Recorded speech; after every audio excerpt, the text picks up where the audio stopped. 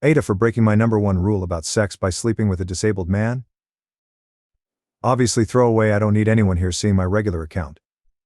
Also, I'm in the US and English is my first language. Any discrepancies are because I suck at typing on my phone. So TL drive for the give me the bare bones. I don't have all day to read on the shitter crew. My one sex rule since high school has been no sex before the third date. I recently broke that rule with a handicapped guy, and now my childhood best friend is pissed and grossed out because she thinks I have some weird kind of fetish. Context: full story, I'm a 28F. My childhood best friend, we'll call Jess, is also 28F. To put it simply, I don't think I'm any kind of prude, I just don't really feel comfortable with casual sex, never have. My best friend knows this and has teased me about it lightly in the past. She's been in a long-term relationship for the last 3 years. I've mostly been single while working on my degree and starting my career. Jess lives in another state with her boyfriend, so we don't hang out much anymore. So about a month ago I had a first date with a guy I'd been talking to for a bit. Thought it was going places. But he gave a weird vibe on the date, and I cut and ran early. On my way home I stopped at a local pub, figured I'd have a drink to unwind and people watch till it wore off. Tipsy driving is still drunk driving. I get there and it's pretty packed, Friday night and all, and there was no seating room at the bar. Took my drink and looked around. Most of the restaurant side of the pub was someone's birthday party, but there was a small table with a seat open off to the side, with a guy reading a book there. So I say, "EF it, I'm a social person and what's the worst thing that happens?" He says no. So I ask if I can sit there for a bit. I promise we don't have to talk or anything. At this point I feel like I've fucked up because this guy up close is the hottest man I have ever seen. But he just smiled at me and gave an enthusiastic sure a few minutes later of me sipping in silence, and he says, "I don't mind talking. If you want to." Yeah, I want to. Are you kidding me? Right now we talk for a bit. And it turns out Mike, fake name, is 29. Just finished his master's degree in some kind of computer learning field. I program computers to program computers, and he's living on his own for the first time. He apparently stops by the pub after work because he's right around the corner, and he's not used to the silence yet after living so long with a half-dozen siblings. We talked for a good 2 hours. About everything from dating, which he said he's basically given up on, to hobbies and tastes, and we have a near total eclipse of a Venn diagram on this stuff. I eventually sort of blurted out that I don't know why he'd give up on dating. This is the closest thing I've had to a good date in forever. Shooting my shot obliquely here, LOL, he gets kind of an odd look on his face and says, "Tell you what, I have to go to the bathroom, but when I come back I'll ask you out for real weird, but okay?" Then it all clicks. Because he doesn't get up to walk away, he just rolls in his wheelchair. And I'm thinking, oh my god, he wanted to give me a chance to back out of this without making it awkward. How cute can this guy be? He grinned like crazy when he got back and saw I was still there. And I basically tripped over myself, saying something to the effect of, "So I'm free all weekend. What did you have in mind?" Another hour later we've got plans for Saturday, and he told me he has a neuromuscular disorder. I can't remember the name of my degree isn't in STEM, LOL, so his legs work, but the signals from his brain get misinterpreted, so he doesn't have the balance or coordination for walking or standing. The pub starts switching over to the younger, rowdier crowd, and he asks if I'd like to go back to his place for coffee to continue our conversation. As you have probably long since realized, I did not get any coffee or conversation till the next morning, and I have zero regrets. We've been dating since, and I know it's still early, but I really feel like this might be the one. Onward to yesterday afternoon. My friend Jess, remember Jess, is in town, and we go out for coffee to catch up on things. I'm gushing about Mike, but when I get to how we met she just sort of got weird and edgy. I don't remember any exact words, but she essentially said that I must have a fetish for the handicap since I broke my one rule. And it's the best physical relationship I've ever been in. Like it's good for me because he uses a wheelchair, not because the guy puts an effort in bed. She said I've changed as a person and left without even saying goodbye. 15 years of friendship and I've never seen her like that. So here I am, asking the most objective people online, haha, if I'm an asshole or weird for being super attracted to a guy who uses a wheelchair, and basically putting out immediately. Comment 1. Me? You're not an asshole for being attracted to Mike. It sounds like you have a real connection, and breaking your own rule is okay when it feels right. Comment 2. Jess's reaction seems more about her own issues. Focus on your happiness with Mike and don't let her judgment get to you. Update 1. My first ever update. Yay. So if you were hoping for some terrible drama, I hate to break it to you that I don't roll like that. No pun intended. So I do have an update on Jess, and shit finally makes perfect sense. And I have a slightly NSFW but funny story about Mike, because this guy is just the best. Why all? Okay, so first, I finally messaged Jess yesterday and said, basically I'm still hurt by what you said. But after 15 years of friendship I'd never forgive music I didn't at least ask why you snapped at me like that. She replied immediately, I'm so fucking sorry I didn't mean any of that. Can we have a do-over on lunch? So I agreed cautiously and took a half day to meet with her today. Turns out that those of you who said she was jealous, and that she might have something else going on, and especially the person who said something might be going on in a relationship. Gold stars. She's in town because she's job hunting, because she's moving back in with her parents for a while since her relationship ended. Apparently they have been having a ton of small problems adding up. But the biggest one? Sex. The guy she's been with was apparently never great, but it's gotten to the point where he makes no effort at all for her to enjoy herself and then gets pissed when she isn't in the mood. She tried talking with him about it, making suggestions, but he told her recently that it's emasculating. Being given sex advice by a woman. The straw that broke the metaphorical camel's back, however, was that her boyfriend has always had a thing for Asian women. She's Caucasian, but she does have long black hair. After weeks of fighting over their sex life, he suggested that they spice things up. Her dressing in a kimono and pretending to be Asian. She lost it on him and is absolutely disgusted by the racist fetishism and ended it right then. So she had all of this bottled up and was hoping to talk to me and finally be able to put it down. And I missed every hint that she had something big to discuss because I was gushing about Mike. So to her it felt like I was just twisting the knife by bragging about how great our sex was. She snapped. And somewhere between what I was saying and what she wanted to talk about, some wires got crossed and she said something incredibly dumb. She left without saying goodbye because she was mortified and ashamed as well as irrationally mad at me. Something to know about Jess, she's an awful liar and she and I were the co-founders of our high school's Foot and Mouth Society, so I do believe her. I told her I forgive her and I'm sorry I didn't realize she wanted to talk about something bothering her. And she said I was too stupidly nice and have nothing to apologize for, so I think we'll be okay. For the time being I'm not ready for her and Mike to meet. Because I don't want to make things feel worse, and she agrees. But she's really happy for me. Hopefully this is just a funny story we can look back on someday. So, on to how Mike almost killed me. LOL.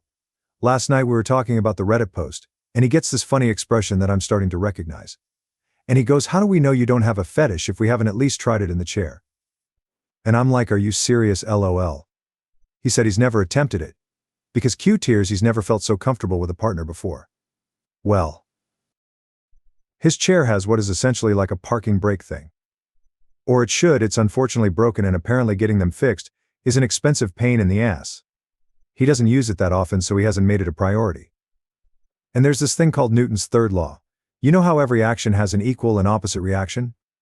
As it happens, when you're trying to, get the motion of the ocean going, in a chair with wheels that aren't locked, there's a sort of counter motion that starts and fucks it all up. So we were going nowhere fast except for inching along the floor in his bedroom. And laughing at the silliness, which isn't helping. Eventually he just stops and says maybe we can get some of those wooden block things they use to keep little planes from rolling away. Like in Indiana Jones, you know. I absolutely lost it. Like laughing so hard I'm in tears.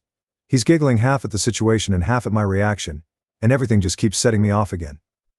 Finally I get it under control, doing some deep breathing exercises and shit, and I look at him again. And he pulls the straightest face he can, and says, for the love of God, golly.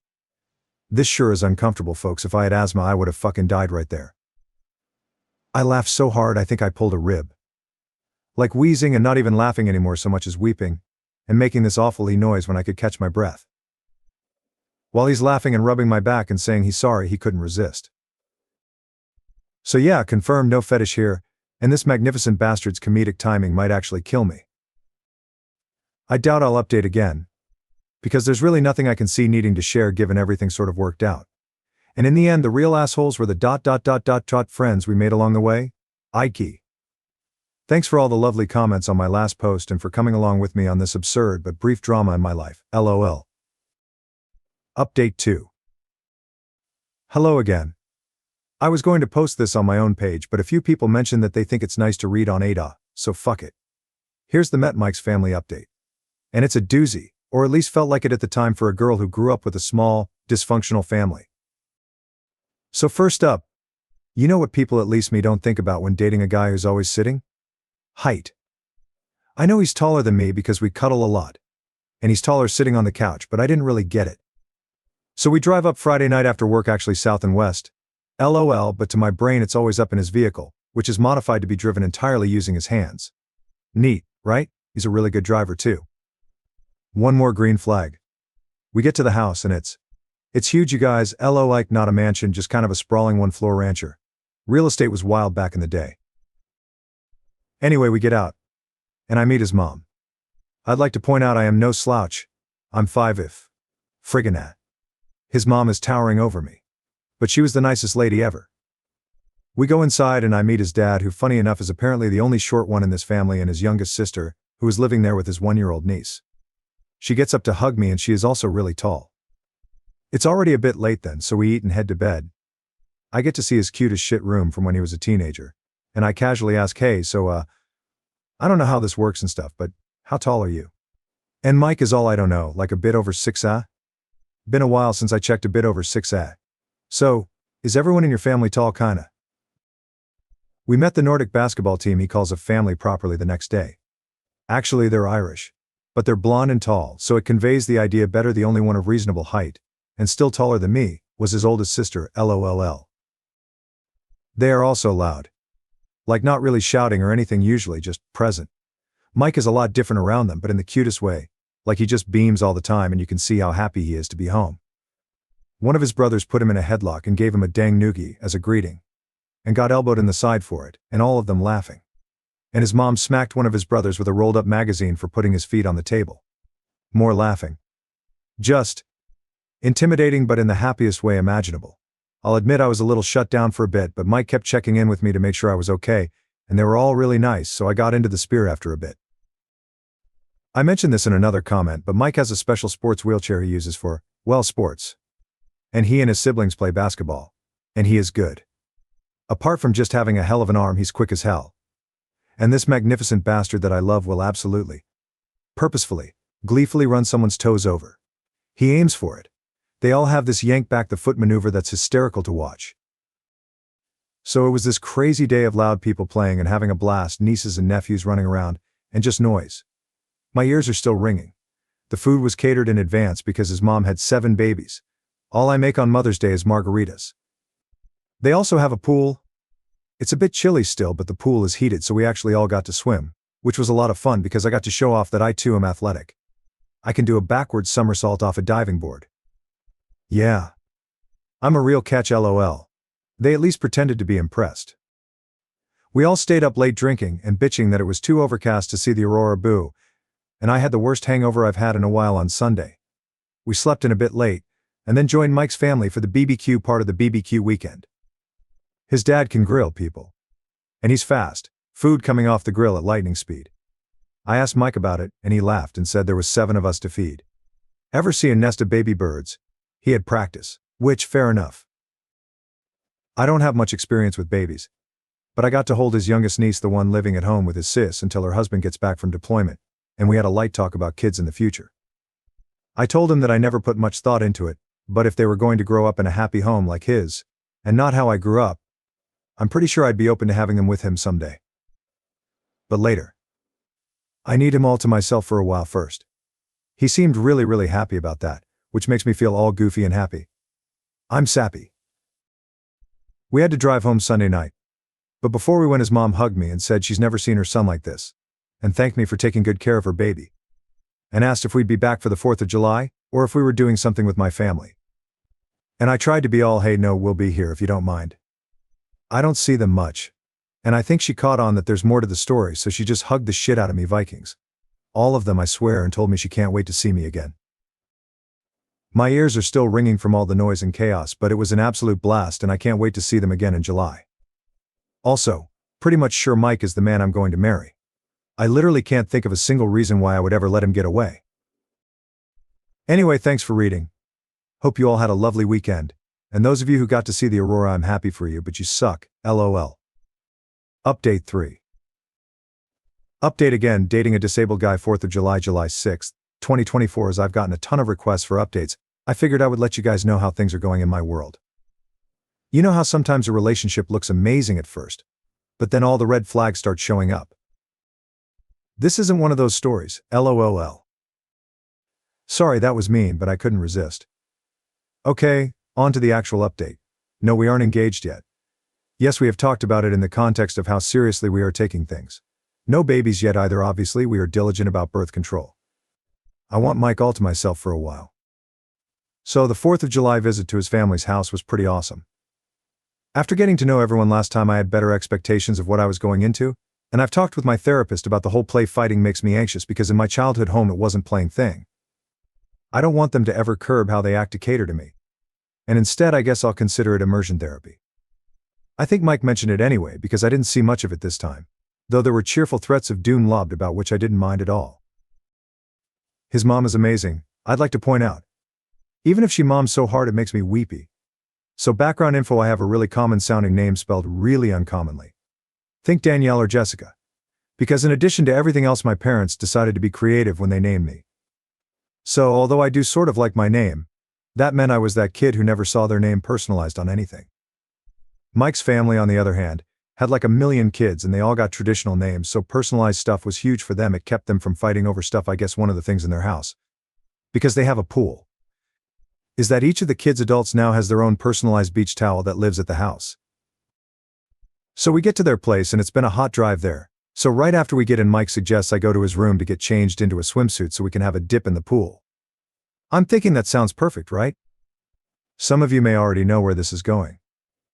I get to his room and there is a towel on the bed. In my favorite color. With my fucking stupid ass spelled name embroidered into it. So here I am crying over a goddamn towel, and he's in the doorway watching and grinning like he just pranked me or some shit. Turns out it was her idea, but she checked with Mike to make sure it was spelled right. So now I have a towel for when we visit, because apparently I'm welcome. If I sound cranky, it's just because I'm better at self-depreciation than I am expressing emotions in a direct way. I really am blown away and touched by how much these people have welcomed me. Mike has already sort of learned to decode the way I talk and joke, which is nice, but the first time he gently said, "That's not humor. That's just putting yourself down. Babe, I definitely wanted to go hide under the table." He doesn't let me be mean to me. That's a thing good partners do, I guess. I wouldn't know. Again, yes, I am in therapy. I am working on myself. It's not his responsibility to put me back together. It's just something he does naturally. I literally told him one night that I was sorry, I'm kind of broken, and he snorted and said, "At least you can walk," in the most disgusted voice ever, and made me laugh. I digress. So the food was once again amazing, and I kept my promise to teach his mom how to make my cinnamon bun bread pudding, so I felt like I contributed. Insert Ralph Wiggum. I'm helping Mima learn to play Yahtzee, and as it turns out I am very good at it. They do a lot of board games things at night when everyone is staying for the week. These people have a lot of board games, and puzzles. Whole damn storage closet of the things. They also drink like fucking fish and can hold it, so I am learning to pace myself. Mike doesn't drink much when we aren't there, so I'm not worried that it's a red flag. Only red flag of his that I've found was a Red Sox pennant in his room. Now I realize I might be talking him up a lot. But he isn't perfect. He snores, he has a habit of arguing with people on the TV when they make stupid decisions. He sometimes starts talking about things I don't understand, and just goes and goes until he realizes he lost me like 15 minutes ago. And he is fastidiously tidy. Which makes me feel guilty, because I have bad habits to lose. I'm not used to clutter means I can't move through an area, but I'm really trying.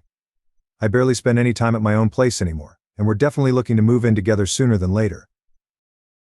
Yeah, so, not that much of an update. No one burned themselves on a firework or anything super exciting. I'm just in an ongoing relationship with a great guy who has a great family and things continue to look up for us. We head home tonight so we can spend some alone time Sunday.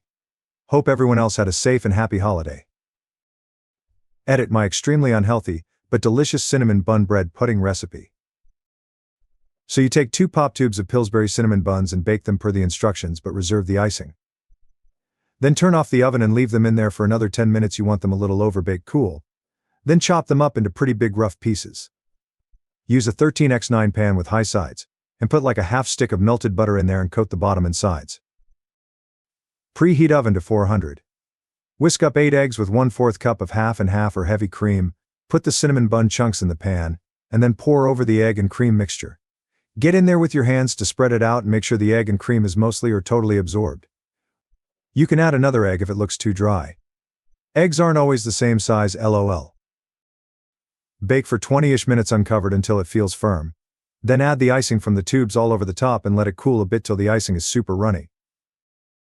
It can be served hot as is or brought somewhere and reheated in an oven for a bit, but if you reheat it, cover it so the icing doesn't dry out. Times and temps subject to your oven and size of your eggs. That's what she said. Seriously, I am incapable of being normal. New update. No update. I debated just posting this on my own page, but shit.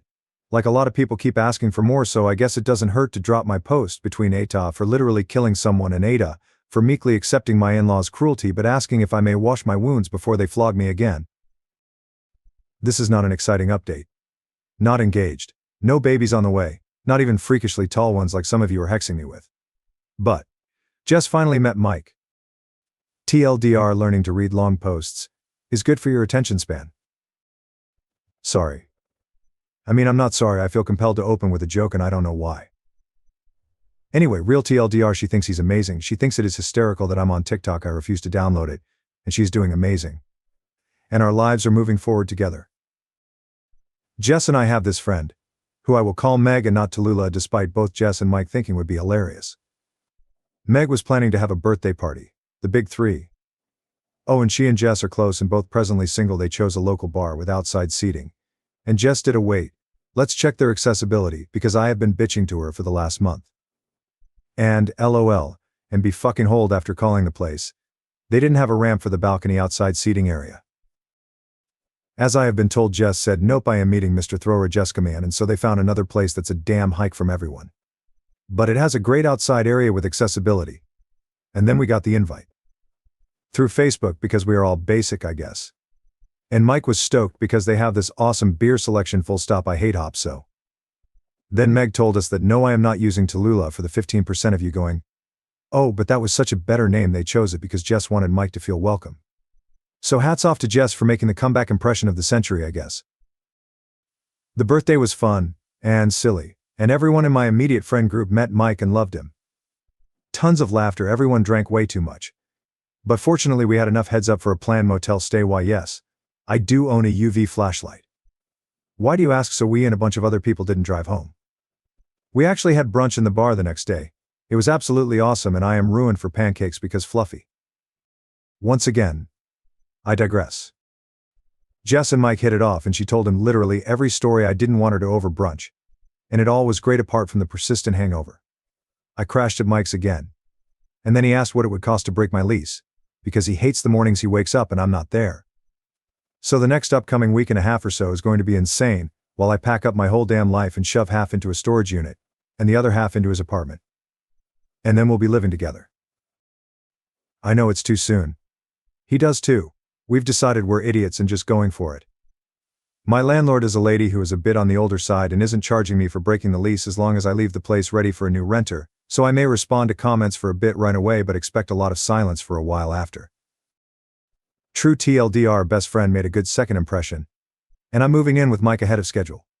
I should be worried, but I'm actually just really excited. Wish me luck.